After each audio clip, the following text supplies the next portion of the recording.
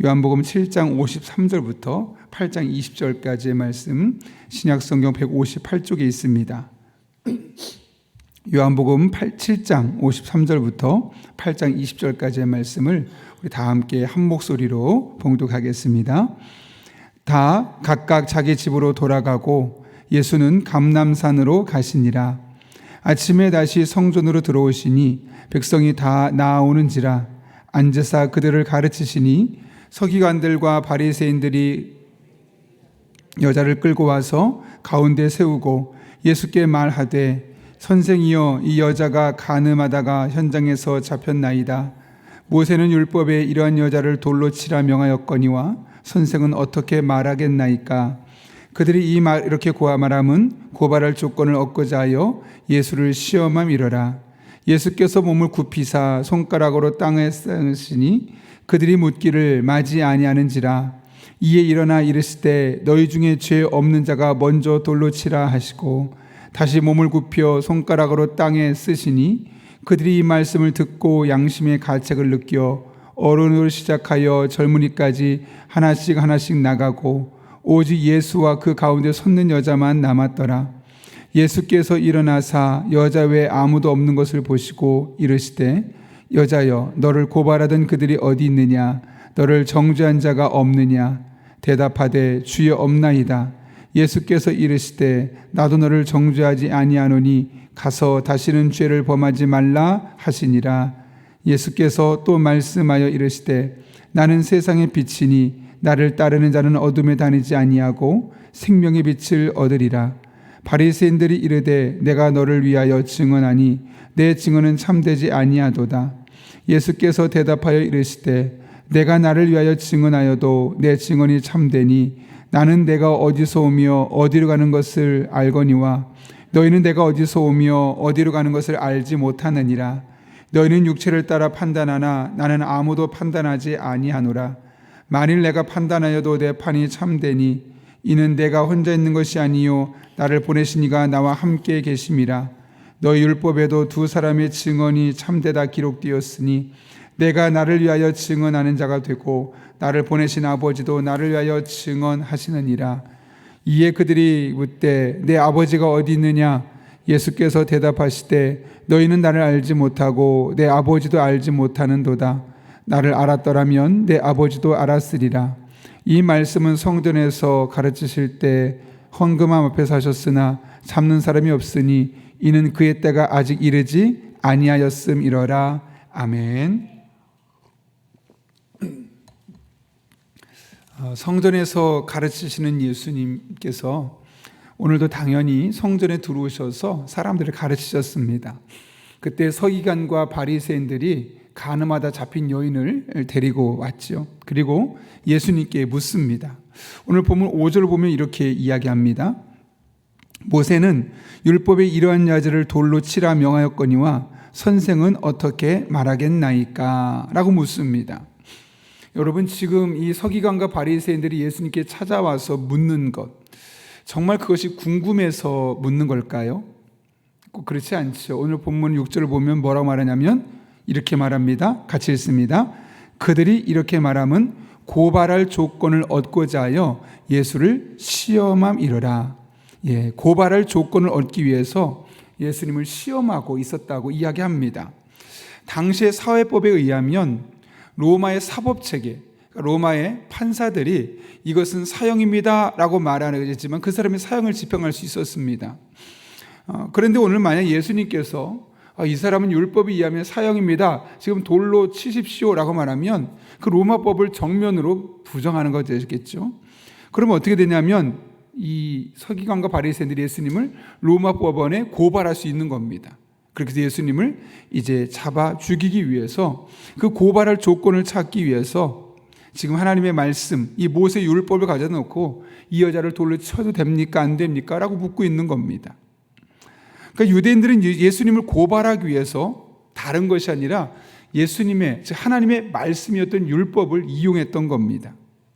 여러분, 이 하나님의 말씀을 누가 어떻게 이용하느냐에 따라서, 사용하느냐에 따라서 그것은 은혜와 축복의 통로가 될 수도 있고, 한편으로는 다른 사람을 해칠 수는, 그런 영적인 흉기가 될 수도 있는 겁니다. 오늘 지금 서기관과 바리새인들에게 있어서 하나님의 말씀은 은혜요 축복의 소단보다는 지금 예수님을 고발해서 예수님을 죽이고자 했던 그런 영적인 흉기로서 쓰임받고 있었던 겁니다. 근데 이것은 바로 사단이 우리 인류 최초의 인류를 죄악으로 몰아갔던 방법입니다. 아담과 하와가 하나님 앞에 처음 있었던 삶은 너무나 행복했습니다. 좋은 일들만 있었습니다. 평화로웠습니다. 하나님과 교제하고 있었습니다. 그때 뱀의 형상을 한 사단이 하와를 찾아와서 가장 먼저 유혹했던 것이 무엇이냐면 하나님의 말씀입니다.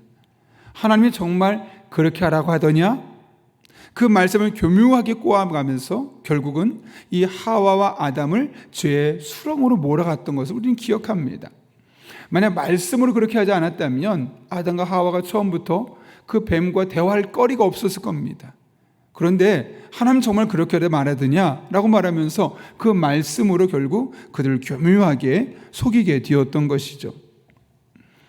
예수님도 마찬가지였습니다. 40일 동안 금식하셨을 때 사단이 찾아와서 했던 것은 3번에 걸쳐서 하나님의 말씀을 붙들고 말씀을 가지고 그렇게 유혹했던 것이죠. 그래서 예수님은 반대로 그 말씀으로 사단을 이제 대적하고 있는 것을 우리는 보았습니다. 이처럼 이 하나님의 말씀이 우리에게 은혜 수단이 될 수도 있지만 한편으로는 우리를 잘못된 길로 인도하는 그런 수단이 될 수도 있는 겁니다. 말씀을 제대로 알지 못하면 그래서 우리는 속수무책으로 당할 수밖에 없는 것이죠. 예전에 제가 아는 한 권사님 전했던 교회에서 신방을 갔습니다. 이사를 하게 되어서 이제 그 권사님 가정에 신방을 가게 되었는데 권사님 한 15명 정도가 함께 이제 그 가정에 신방을 가서 딱 아파트에 들어가자마자 갑자기 전화가 오는 겁니다. 그랬더니 권사님이 전화를 받다가 얼굴이 사색이 되는 겁니다. 그래서 왜 그런가 했더니 권사님 잠깐 스피커폰으로 켜보세요. 살짝 켜봤더니 뭔가 이상합니다. 그래서 권사님 잠깐만요. 그 이상한 것 같아요. 오늘날 말하면 보이스피싱 같으니까 그냥 끊으셔도 될 것 같아요. 근데 못 끊는 겁니다. 왜냐? 거기서 뭐라고 말하냐면 지금 당신 누구시죠? 아들이 머리를 다쳐서 지금 쓰러졌다고 빨리 병원에 지금 데려가고 있는데 병원비가 필요하다고. 막 그러니까 권사님이 막 발을 동동 구르는 거죠. 근데 그 옆에 있는 한 10여 명의 권사님은 다 들으면서 뭔가 이상하다. 근데 권사님은 앞뒤가 안 보이는 겁니다. 그냥 내 아이가 다쳤다니까 거기에 혹해가지고 정말 그런가 해서 속을 뻔했던 것이죠. 그러나 저나 다른 분들은 뭔가 이상하다 하면서 이야기했고 결국은 알고 봤더니 그게 실제로 권사님을 속여서 돈을 취하려 했었던 그런 방법 중에 하나였던 겁니다. 저 같은 경우는 그것을 알았던 거죠. 보이스피싱은 이런 수단들이 있더라. 그래서 잘 들어보면서 이상하다 싶어서 당장 그것을 파악할 수 있었는데 권사님은 그걸 제대로 몰랐던 겁니다. 그래서 하마터면 큰 돈을 손해볼 뻔한 적이 있었습니다. 마찬가지입니다. 오늘날 많은 사람들이 하나님의 말씀을 우리를 미혹합니다. 말씀이라고 이야기합니다. 성경의 이야기라고 합니다. 우리를 위한다고 합니다. 그러나 그 말씀을 잘못 먹으면 우리 영혼이 상하고 우리 영혼이 병들고 우리의 삶이 꼬이는 것을 우리는 많이 경험할 수 있습니다. 귀의 즐거운 말씀, 듣고 싶은 말씀을 듣는 것이 아니라 정말 내 영혼에 유익한 말씀을 들어야 합니다. 내가 듣고 싶은 말씀, 들어보고 싶었던 말씀, 그런 말씀에 자꾸 귀를 기울이다 보면 그렇게 내가 듣기 좋게 말하는 사람들의 말에 나도 모르게 넘어가게 되어 있고 어느 순간 말씀과 다른 것을 선택해서 잘못된 길을 걸어가고 있는, 잘못된 판단하고 있는 우리의 모습을 볼 수밖에 없는 것이죠. 어제 아이들과 대화를 나누다가 이런 이야기를 했습니다. 가끔 외식하고 밖에서 음식 먹으면 참 맛있지? 그러니까 그렇다고 합니다. 근데 집에서는 늘 어머니가 같은 음식, 또 똑같지는 않더라도 비슷한 음식을 하게 되니까 어떻게 보면 아이들이 보일 때는 항상 비슷한 음식 먹으니까 질린다라고 생각할 수 있습니다. 제가 뭐라고 했냐면 그럴 수도 있다. 그런데 잘 생각해 보면 어제 너희가 뭘 먹었는지, 그 전날 너희가 뭘 먹었는지, 아니 일주일 동안 무엇을 먹었는지 가장 잘 아는 사람이 누구냐? 식당 주인 아니다. 니네 엄마다. 엄마는 너희가 일주일 전부터 지금까지 뭘 먹었는지 음식을 다 알고 있어서 그 영양소도 나름대로 고민하고, 오늘 고기 먹었으면 내일은 채소 먹고, 이렇게 다양하게 생각해서 최대한 너희들의 건강을 위해서 신경 쓴다. 그런데 밖에 가면 외식하면서 먹다 보면, 너희가 먹고 싶은 음식만 먹다 보면 너희의 건강을 별로 신경 쓰지 않는 그런 음식들을 먹게 되고, 맛은 있겠지만 결국 그것을 계속 먹다 보면 너의 몸을 상할 수밖에 없다. 그러니 엄마 음식이 얼마나 중요한지, 또 얼마나 고생하는지 잘 기억해라 라고 했던 기억이 있습니다. 설교를 준비하면서 그런 생각 해봤습니다. 우리 성도들이 어제 어떤 말씀을 듣고 지난 주간 한 주간 어떤 말씀을 들었는지 가장 잘 아는 사람이 누굴까? 바로 우리 교회 교역자들 아니겠습니까? 저를 비롯한 우리 부목사님들, 또 전도사님이 부서에서 전하는 말씀이 여러분이 지난주에 어떤 말씀 들었는지, 어떻게 말씀을 적용했는지를 가장 잘 아는 사람은 우리 교역자들입니다. 아무리 유명한 목사님이 설교하고 아무리 유튜브에 조회수가 많아도 그분들은 여러분이 어제 어떤 말씀 들었는지 모르고 그냥 계속 선포하는 겁니다. 여러분의 영적인 영양 상태를 가장 잘 아는 사람들은 우리 교역자들이죠. 그래서 지난주에 주일 말씀을 보면서 또 이번 주 수요일 날은 어떻게 말씀을 전할까? 어제 새벽 말씀이 이런 말씀인데 오늘 어떤 적용 포인트를 갖고 적용할까? 늘 고심하는 사람은 사실 우리 교역자들입니다. 그래서 여러분이 영혼이 가장 건강하게 균형 잡히게 성장할 수 있는 방식은 우리 교회 목사님들이 매일 선포하는 말씀을 내게 주신 말씀으로 받고 그 말씀 붙들고 살아가는 겁니다. 물론 매일 들으니까 질릴 수 있습니다. 어제 들었던 말씀 비슷하니까 비슷한 것 같다라고 생각될 수 있습니다. 그러나 여러분의 영혼을 균형을 가장 잘 아는 사람들이 나름대로 고민하면서 기도하면서 음식의 말씀을 준비한 것이죠. 그 말씀 귀에 즐겁고 듣고 싶고 유명한 말씀이 아니라 정말 내 영혼의 균형 잡힌 그런 유익한 말씀들을 들음으로 여러분의 영적인 건강이 날마다 건강해질 수 있기를 예수님의 이름으로 축원합니다. 예수님을 고발하기 위해서 음행한 여자를 데리고 와서 서기관과 바리새인들이 질문을 하죠. 이때 예수님께서 어떻게 반응하시냐면 손가락으로 무언가를 쓰셨다고 오늘 본문은 이야기합니다. 오늘 6절 말씀이죠. 예수께서 몸을 굽히사 손가락으로 땅에 쓰셨다고 합니다. 무슨 말씀일까? 많은 사람들이 생각하고 유추합니다. 중요한 것은 성경에서 그 말씀을 굳이 말하지 않았으면 생각할 필요 없습니다. 종종 어떤 목사님들은 그때 아마 이런 말씀하지 않았을까요? 굳이 그렇게 상상할 필요 없습니다. 왜요? 성경에서 그 말씀이 중요한 게 아니니까 말씀하지 않은 겁니다. 중요한 것은 어떤 것이든 예수님이 어떤 말을 썼다는 거죠. 그랬더니 7절 이렇게 말하죠. 그들이 묻기를 마지 아니하는지라. 이게 무슨 말이냐면 그럼에도 불구하고 또 말했다는 거예요. 또 물어봤다는 거예요. 또 무엇을 물어봤는지 모르겠어요. 아마도 그럼에도 불구하고 모세율법에는 이 여인을 어떻게 하라고 했을까요? 그 질문을 맞이한다는 이야기를 그 질문을 똑같이 했다는 것 같아요. 그럴 때 예수님께서 어떤 행동을 취하느냐? 우리 7절 말씀 같이 읽겠습니다. 시작. 그들이 묻기를 마지 아니하는지라 이에 일어나 이르시되 너희 중에 죄 없는 자가 먼저 돌로 치라 하시고, 그 다음 8절 보면 다시 몸을 굽혀 손가락으로 땅에 쓰시니 라고 말합니다. 여기서도 무슨 말씀인지 모르겠습니다. 중요한 건 9절입니다. 같이 읽습니다. 시작. 그들이 이 말씀을 듣고 양심의 가책을 느껴 어른으로 시작하여 젊은이까지 하나씩 나가고 오직 예수와 그 가운데 섰는 여자만 남았더라. 다 성전 밖으로 나가고 예수님과 여인만 남았다는 거죠. 그런데 왜 그랬겠느냐? 9절 양심의 가책을 느꼈다고 합니다. 양심의 가책을 느낀 이유는 뭐냐? 그 앞에 보시면 그들이 말씀을 듣고입니다. 저를 잠깐 보실까요? 그러니까 이들은 땅에 무슨 글자를 썼는가 그 글자를 보고 양심이 느낀 것이, 가책을 느낀 것이 아니라 그 말씀을 듣고 양심이 느꼈다고 합니다. 여기 그들이 들었던 말씀은 뭘까요? 너희 중에 죄 없는 자가 먼저 돌로 치라. 이 말씀을 듣고 양심의 가책을 느꼈다고 이야기합니다. 이 말씀을 본 것이 아니라 이 손가락으로 쓴 글씨를 본 것이 아니라 예수님이 이 말씀을 듣고 나서 그들이 양심을 가책을 느꼈고 성전에서 나갔다는 거죠. 그때 예수님께서 아주 의미심장한 말씀을 하시죠. 11절입니다. 같이 읽습니다. 시작. 대답하되 주여 없나이다. 예수께서 이르시되 나도 너를 정죄하지 아니하노니 가서 다시는 죄를 범하지 말라 하시니라. 그들이 다 나가고 난 뒤에 예수님이 하고 싶었던 말은 그 사람들에게도 있지만 사실상 그 여인에게 하고 싶었던 말입니다. 뭐라고 말하냐면 나도 너를 정죄하지 않겠다. 여기 뭐냐면 나는 너를 정죄하지 않겠다가 아니라 나도 너를 정죄하지 않겠다는 겁니다. 그럼 누가 정죄하지 않고 있다는 거죠? 하나님 아버지께서 너를 정죄하지 않는 것처럼 나도 너를 정죄하지 않겠다.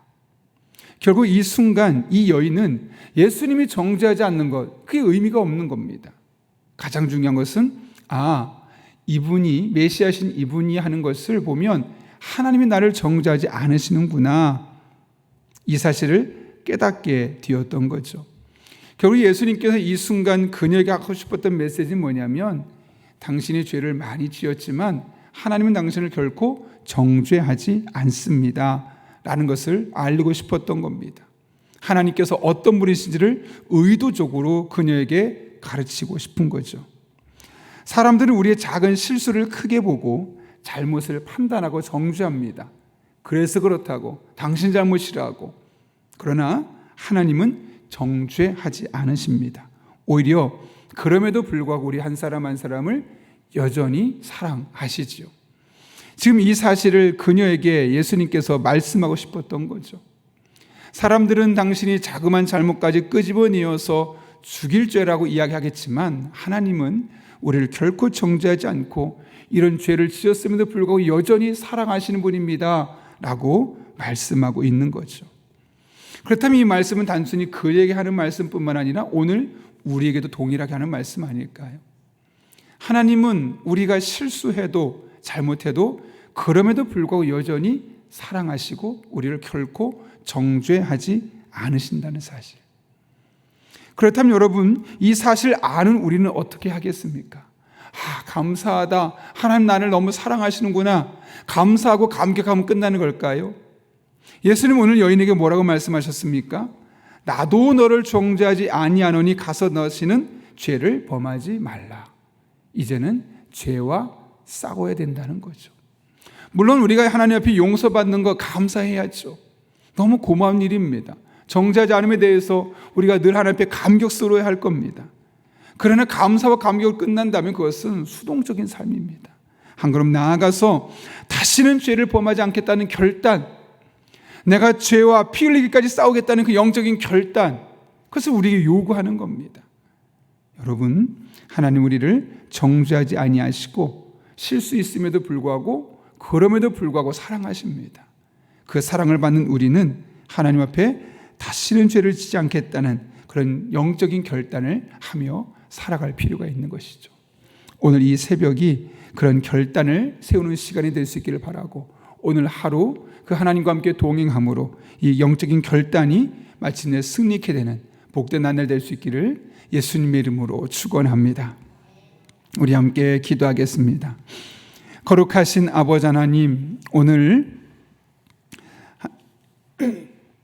하나님의 말씀으로 예수님을 공격했던 서기관과 바리새인들을 보며 하나님의 말씀이 우리에게 은혜와 축복의 통로가 될 수도 있지만 또 한편으로는 우리를 공격하고 우리의 영혼을 병들게 할 수도 있다는 사실을 깨닫게 하신 은혜를 감사를 드립니다.